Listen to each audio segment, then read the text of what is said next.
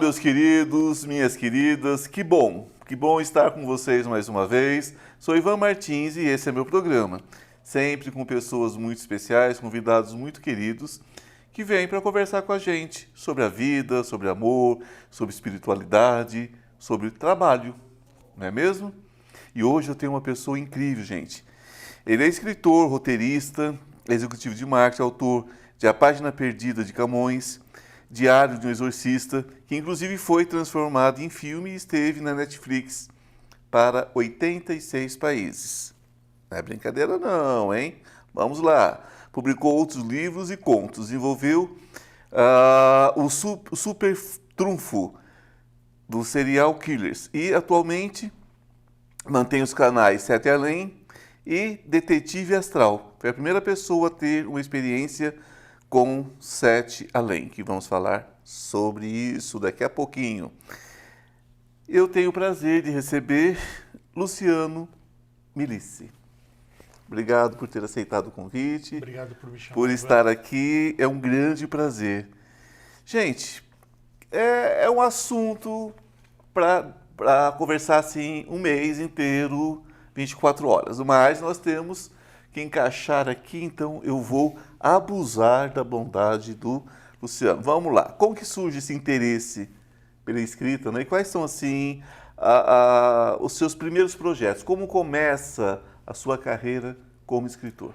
Eu brinco que foi numa experiência até que meio estranha, porque eu tinha 6 anos, meus pais foram assistir a um filme chamado Carruagens de Fogo, lembra? Sim. Tan, tan, tan, tan, tan, e me deixaram na casa da minha avó. E eu tava com febre, do nada eu desci até a cozinha, peguei um papel e escrevi uma história chamada Cavaleiro do Espírito de Prata. Um menino de 6 anos escreveu uma história psicografia, chamada... né? Pode ser. E aí, psicografia. a partir de então, eu nunca mais parei de escrever. Eu tenho o original até hoje e eu, a partir daí, não importasse o dia, não importava o assunto, eu estava escrevendo. Fosse ficção, fosse terror, comédia, romance. Fui publicar uns contos em algumas coletâneas, algumas até bem conhecidas. E o meu livro solo mesmo, que eu considero minha obra-prima, é A Página Perdida de Camões. Foi um livro que eu demorei 10 anos para escrever, porque eu pesquisei muito, eu quis que ele fosse redondinho, perfeito. E as coisas vão se desmentindo, né? Se recriando, né? O Nossa. tempo recria tudo. 10 anos você acaba jogando a história fora umas 20 vezes. Sim, com certeza, porque nós somos 10 pessoas diferentes. Exato. É igual, eu digo, o filme ou um texto de teatro, seja o que for, seja um roteiro, seja um texto, não é a história de nada de uma pessoa, é um retrato. E às vezes uma nuance de um retrato. Então essa nuance depende de como você enxerga aquela história. Perfeito. Isso mesmo. Então você, é porque eu também escrevo, também sou dramaturgo, então você vê que a coisa, a gente entende qual é o processo, né? Sim. O processo deixa de ser você. Tem um momento em que transcende qualquer coisa. Mas você também é um executivo dentro dessa questão do marketing, né? Marketing executivo. Como é que isso ajuda você no seu processo criativo? Porque são coisas que divergem um pouco. Sim. Então como que isso vai interferir? Vai ajudar ou vai atrapalhar o seu processo criativo? Naquele momento da vida que você tem que escolher uma profissão, eu escolhi publicidade, comunicação, porque eu já tinha essa facilidade em escrever. Na faculdade eu tive uma espécie de uma visão em que alguém me falou assim: escolha a parte de marketing que seja mais chata, mais voltada a exatas e mais distante disso que você já gosta de fazer, que é a escrita. E eu escolhi. Eu me tornei executivo de marketing mesmo, para falar de números, de venda. Então tudo que seria a minha identidade, eu brinco que é como se fosse uma identidade secreta. Eu sou escritor e roteirista, e às vezes eu sou executivo. No dia a dia eu sou executivo de marketing e à noite eu sou escritor e roteirista. Eu brinco assim. É uma persona? É uma persona. Só que sempre somos uma coisa só, né? Holisticamente dizendo. Você acha que para escrever é preciso quase um processo psicótico, esquizofrênico? Você precisa realmente criar um outro espaço, uma forma de ver? Porque eu penso que o processo de escrita, de criação, é um processo esquizofrênico. Sim. Porque você sai completamente do seu lugar de conforto, você vai buscar caminhos que você nem imaginava que existia dentro de você. Você acha que isso faz sentido na sua Completamente. criação? A frase que eu brinco, e está até no começo de alguns livros meus, é: escrever é cravar uma estaca no papel. Palavras podem matar, mas não levam para o céu. É uma brincadeira que eu faço como se fosse matar vampiro, Sim, sim. porque eu quero dizer assim, escrever realmente é um processo de transformação, de assassinato, de autoassassinato constante, mas também tem aquela questão até meio que mística de você, teoricamente, quando escreve, acessar outras realidades, né? Para trazer aquela história de... A história de ficção no nosso universo pode ser uma história real em outro universo. Eu acredito muito nisso. Em Diário do Exorcista, você acha que você busca exorcizar também essa sua ligação com histórias das trevas, histórias de terror, histórias que muitas vezes nos remetem, porque o ser humano está acostumado com A ou com B, né? Se for alguma coisa entre isso, ele vai ter que criticar. Sim. Então, muitas vezes demoniza o trabalho, né? Principalmente quando está ligado a uma espiritualidade que ele não compreende. Você acha que esse livro tem alguma coisa dessa sua busca de se exorcizar? Sim, o Diário do Exorcista é baseado em fatos reais. Nós entrevistamos aí alguns padres exorcistas verdadeiros para criar o personagem principal. Porém, na jornada, nós tivemos muitas experiências, realmente, como você disse, que demonizaram ou manifestaram no papel nossos demônios internos, com certeza. Você tem toda a razão mesmo. Foi isso mesmo. Assim, e como quebrar esses paradigmas? Porque, veja bem, existe preconceito sobre narrativas, né? O terror nacional, então, como que eu vou colocar? Eu tenho o maior respeito pelo terror nacional. De Brito, vocês, quer dizer, é todo um grupo, Você pega, por exemplo, os festivais, né? O meu festival do qual eu faço parte, que é o Morcego Vermelho, junto com o Cristiano Souza, que é o diretor, Boca do Inferno, Sim. Seu irmão, quer dizer, tem toda uma história, com o Marcelo e tal, tem toda uma história, né? Mas é ridicularizado no Brasil, porque no mundo todo ele é uma questão de caça-níquel. A maioria do terror no mundo hoje é caça-níquel, é quase usado como uma coisa, uma arte menor, que eu não concordo, mas no Brasil, então, a gente já tem talvez um dos maiores expoentes do nosso cinema, né? Mojica, Zé do Caixão, que foi tratado como lixo a maior parte da vida dele. E como é que você lida com isso hoje? Porque nós estamos falando do mesmo país, um país que não tem história, o país que não preserva a sua história tem, mas não preserva a sua história, não reconhece seus artistas, não reconhece o poder de criação dos seus artistas, dos seus autores. Como é que você vivencia isso? Porque eu não vejo uma grande mudança. Mas, Ivan, você disse tudo, cara. O terror nacional, seja na manifestação literária, seja na manifestação do cinema, do audiovisual, ou até quem faz cosplay, quem vive naquele mundo gótico, quem gosta das músicas. Se eu te contar que são as melhores pessoas que eu conheci, pessoas boas, você citou aí o De Brito, eu cito mais o Lorde A. O Lorde A é fantástico, estive com ele. E outras pessoas que assim, são pessoas do bem. Você citou o Zé do Caixão, a filha dele, a Liz. Ela criou o Dia do Vampiro, que é um dia onde todo mundo doa sangue aqui em São Paulo. Sim. Então, eu vi um documentário norte-americano, foi meu filho que me mostrou, inclusive, que um grupo numa cidade, um grupo de góticos que gostam de filmes e livros de terror, eles são demonizados pela cidade. É um documentário, não é ficção. E uma hora eles estão dando uma festa num galpão e ficam pessoas da cidade vestidas todas de roupas claras e nenhuma ali com roupa de... todas protestando com placas, ofendendo aquelas pessoas que gostam do universo do terror. E aí foi quando o próprio documentarista fala assim: pessoas do universo do terror são pessoas boas vestidas de monstro. E aquelas pessoas críticas da sociedade, as julgadoras, são monstros vestidos de pessoas.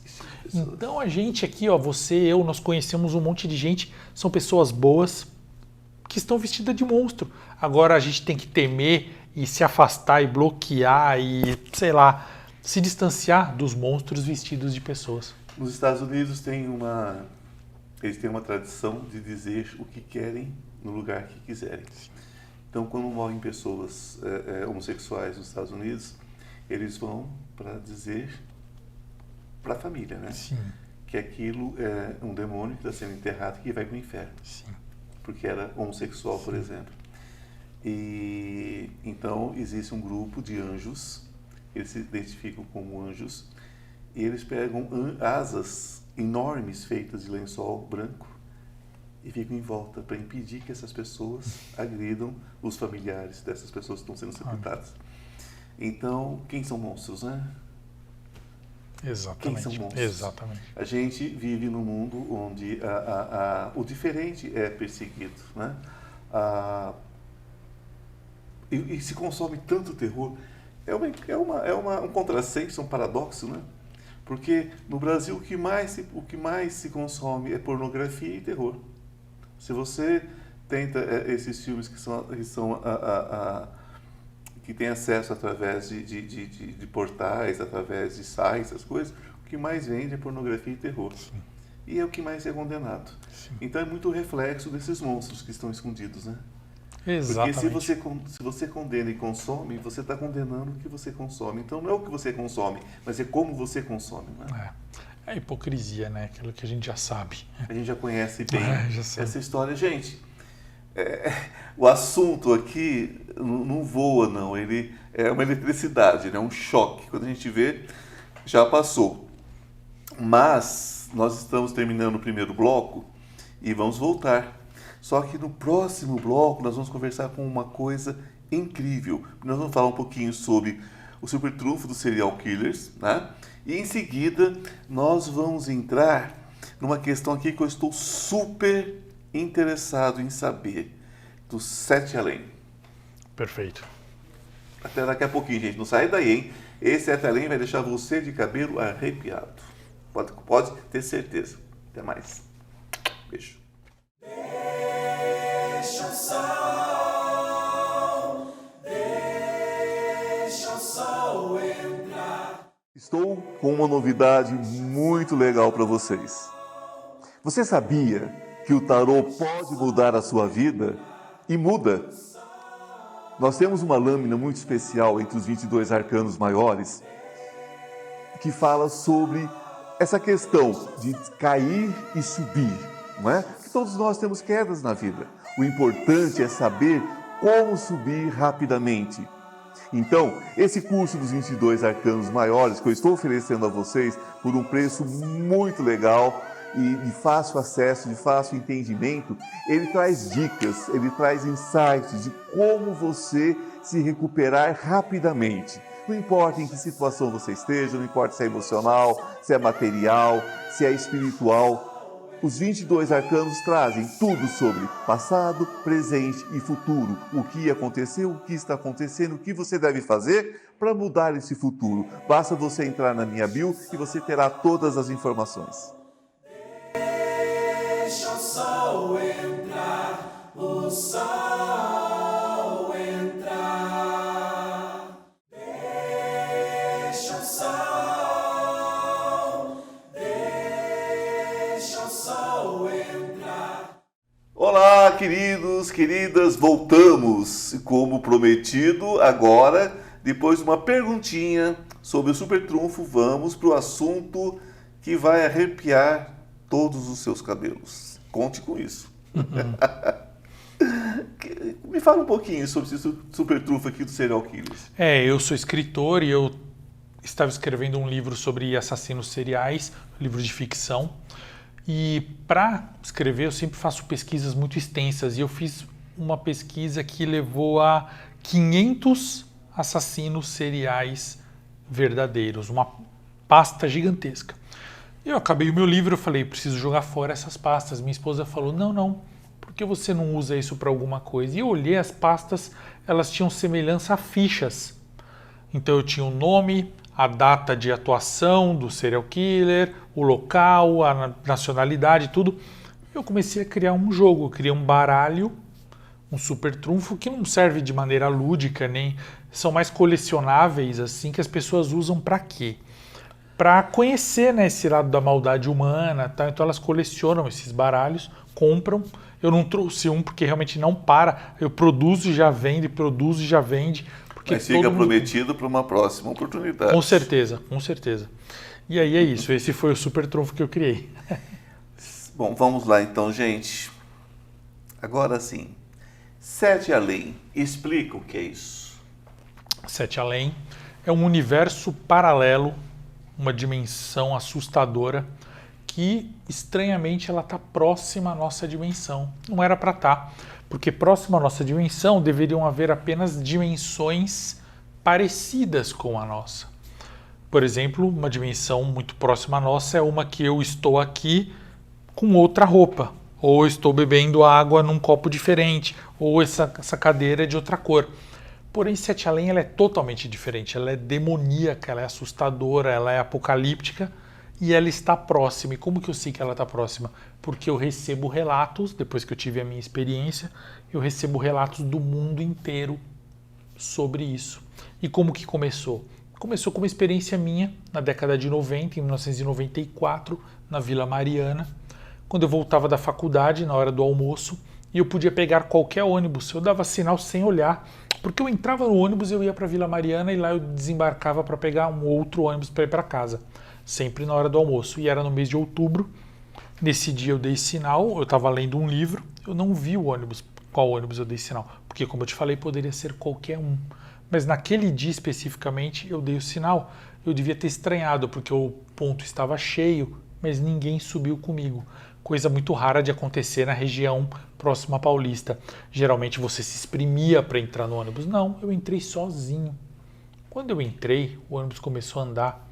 Eu olhei, havia alguns lugares para sentar. Eu sentei do lado de uma moça e eu estava de fones de ouvido. Assim que o ônibus começou a andar, a moça que estava do meu lado me cutucou e falou assim: "Você não vai para Sete Além, vai?" Eu tirei o fone, eu tinha ouvido, mas eu fingi que não, tirei e falei: "Pois não?" Ela falou: "Menino, desce desse ônibus, esse ônibus vai para Sete Além." Eu tinha 19 anos. Eu falei: "Sete Além, o que é isso?" Ela falou: "Desce agora, vai para Sete Além esse ônibus, você não pode ir." Isso, havia duas pessoas em pé no ônibus, o ônibus estava cheio, mas tinha duas pessoas próximas. Uma outra moça que estava em pé segurando assim no ferro falou para mim assim: "Desce, menino." Ela estava preocupada comigo, ela falou: "Desce." E do lado dela tinha um rapaz, ele já foi mais ameaçador, ele falou: "Desce agora." Nisso o cobrador, havia cobrador na época, ele viu toda essa conversa, ele falou assim: "Vai descer." Gritou pro motorista: "Vai descer." O motorista freou na Domingos de Moraes e eu desci, envergonhado, com medo, sem saber. Eu desci, as pessoas todas olhando muito feio para mim, olhando com muita raiva. E era um ônibus normal, com cobrador, com passageiros, não era um ônibus fretado, não era um ônibus particular. E eu desci. Quando eu desci, olhei para o ônibus, todos na janela, os passageiros olhando para mim, com cara realmente de raiva. E o ônibus, em vez de seguir reto para a estação, como 100% do ônibus faziam, entrou numa rua paralela, uma rua transversal à direita, que não é comum entrar ônibus ali, não era na época pelo menos. Hoje eu não sei. E eu voltei com esse termo Sete Além para casa e fiquei com ele na cabeça até a época do Orkut, praticamente quase 20 anos depois, quando eu criei uma comunidade chamada Sete Além para reunir meus amigos, que não tinha nenhuma relação com nada, era só um grupo genérico. Porém, começaram a entrar pessoas do mundo inteiro, mais do Brasil, me falando assim: "Onde você ouviu esse termo? Posso te contar uma história sobre esse termo?" Pessoas variadas, faixa de idade variada, nível intelectual, de estudo, acadêmico, tudo variado, financeiro variado, me mandando relatos assustadores que davam a entender que Sete Além era um outro lugar, era uma dimensão, uma cidade ou universo paralelo, sempre assustador, 98% dos casos assustador, tem 2% que é um lugar agradável. E é isso, desde então eu venho recolhendo relatos e contando no canal no YouTube, mas assim, sem nenhum tipo de tentativa de desvendar, eu nem tenho essa competência, então eu só conto os relatos que eu recebo e as pessoas a cada dia vão se surpreendendo mais e tendo mais relatos sobre isso, sobre Sete Além. É uma questão mundial, então. Parece que sim, porque eu tenho relatos de Portugal, Japão, Canadá e por aí vai. Eu tenho todo um trabalho dessa questão de dimensões, porque muitas vezes no tratamento eu vejo que as pessoas têm reflexo de uma vida paralela, que não quer dizer necessariamente dessa vida. Todo mundo que me conhece sabe que eu trabalho dentro da questão artística, mas eu vivo no Brasil, então eu tenho todo o meu trabalho terapêutico, que é o trabalho que eu faço paralelamente ao trabalho artístico, e dentro desse trabalho tem o trabalho quântico, que é um trabalho, de certa forma, espiritualista também. Sim. Então, o que acontece? Muitas vezes eu vejo a pessoa sentindo uma dor que não, vamos colocar assim, nunca é, né? Mas aquela dor não é dela, é como se ela vivesse uma vida paralela. Então, ela está vivendo aqui, uma forma de manifestar essa situação é o esquizofrênico. O esquizofrênico vive numa dimensão paralela. Sim. Porque eu sempre digo que eu tenho uma compaixão imensa pelo esquizofrênico. Eu tenho uma compaixão imensa. E eu tenho uma empatia imensa. Por que eu tenho uma empatia imensa? Porque ele vê aquilo que ele está falando. Ele vê mesmo, ele vê de fato. Sim. E as pessoas acham que o esquizofrênico é louco, não sei o quê. Não. Ele simplesmente tem uma visão para um campo que nós não temos. Então, eu queria ver, se você visse um leão vindo para cima de você, o que você faria? Justamente. Né? Então, essas pessoas têm uma dimensão. Então, no caso, esse Sete Além é mais ou menos por aí. É como se fosse uma visão esquizofrênica, sem rotular. Eu não gosto muito de rótulo. Acho que rótulo é uma coisa tão desnecessária. Mas é como se fosse uma visão esquizofrênica, é como se a pessoa, num momento, abrisse o portal para uma vida paralela, é isso? Sim, em alguns casos paralela. Elas acabam não... Algumas pessoas, elas veem a própria vida, então assim, alguns falam, eu estive no meu corpo, a minha consciência trafegou para o meu corpo em Sete Além, mas muitas pessoas vão para Sete Além e lá não tem a versão dela lá. Então já aconteceu de ter pessoas que falaram, eu fui para minha casa e eu não existia. Existia minha mãe, meu irmão, mas eu não tinha nascido naquele mundo. E é um mundo horrível, sempre bem mais precário, bem mais pesado. É pesado, a palavra é essa que eles usam. É pesado, é frio, é assustador. Porque é sobre isso, né? Se você pensa em vidas paralelas, você está falando porque nós vivemos todas as vidas simultaneamente. Eu tenho uma teoria de que quando você desencarna, você continua a mesma vida com as mesmas pessoas numa outra dimensão. Sim, já ouvi isso. Eu não acredito que a morte seja o desencarne, seja um descanso. Nunca acreditei nisso. Eu desencarnei aos 6 anos, tive uma experiência de EQM e digo, a vida segue, a vida simplesmente segue, né? Hoje o próprio espiritismo, que é uma coisa mais tradicional, é quase um evangélico que acredita em reencarnação, mesmo eles acreditam hoje que o espírito encontra com versões nossas, como se fossem versões holográficas nossas. Sim. Então, quer dizer, o que é isso, se não é uma dimensão paralela? Perfeito, exatamente. Isso, uma dimensão paralela, né? Gente, é um assunto incrível. Claro que não vai dar tempo, porque existe até um método para se acessar esse mundo. Tem gente que gosta, né? Tem gente que gosta. Então, eu acho que não é o momento para se falar sobre isso. mas existe uma maneira de acessar. Acreditem, tem quem adora acessar esse universo. Você acessou sem querer, né? Eu acessei sem querer, foi a única vez. Porém, eu recebo relatos de muitas pessoas e ultimamente eu estou recebendo relato de pessoas de outros países, algumas do Brasil, que se colocam como shifters. Elas se chamam shifters, que elas dizem que conseguem alterar a consciência para ir para outra realidade. E isso faz com que elas optem por sempre trafegar a própria consciência para uma realidade onde elas são mais prósperas. Então, na verdade, nada mais do que a gente já sabe, isso aí é natural. Você ter uma mentalidade mais positiva, você vai encontrar realmente um mundo mais positivo. Eu faço desdobramento, inclusive, para tratamento de pessoas com problemas, com questões físicas, que moram fora do país, moram fora da cidade. Então, quem conhece o meu trabalho sabe que eu trabalho com desdobramento e tudo mais.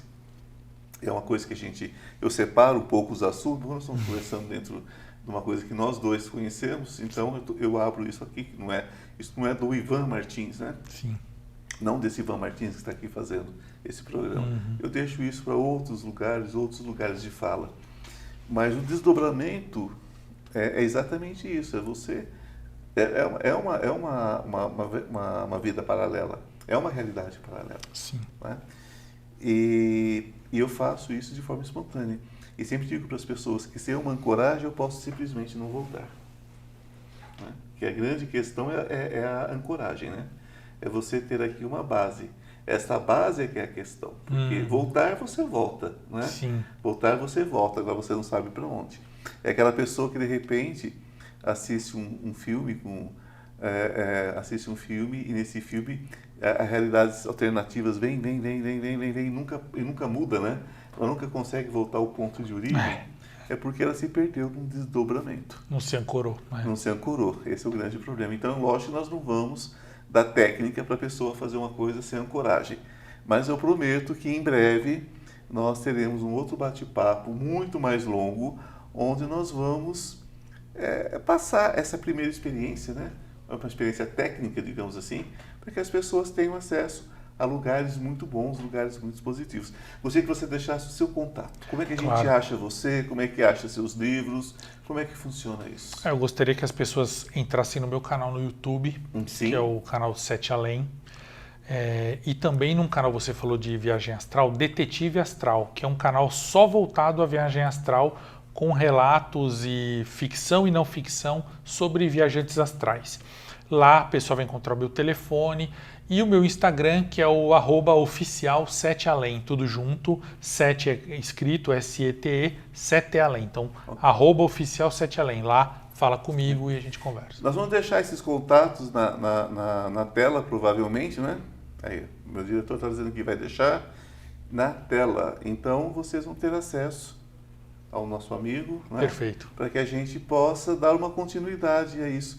A ideia aqui é sempre essa, é trazê-los para que a gente possa proporcionar aos nossos telespectadores essa questão, não é? Não é da novidade, mas é das possibilidades que muitas vezes, por falta de conhecimento, por falta de acesso, né, as pessoas nem sabem que existe. Né? Porque existem mundos de luz, queridos. Existem mundos de luz. Nós escolhemos no que acreditar e no que acessar. Então, do jeito que tem o negativo, tem o positivo. Mundos maravilhosos onde você pode adquirir o que você quiser, você pode ser o que você quiser. E quando você volta, você é tudo isso aqui, tem tudo isso aqui. É um assunto para muitos e muitos programas. Estejam na luz, um beijo no coração. Obrigado, querido. Muito obrigado. Prazer ter você aqui. Muito obrigado. Namastê. Deixa o sol entrar.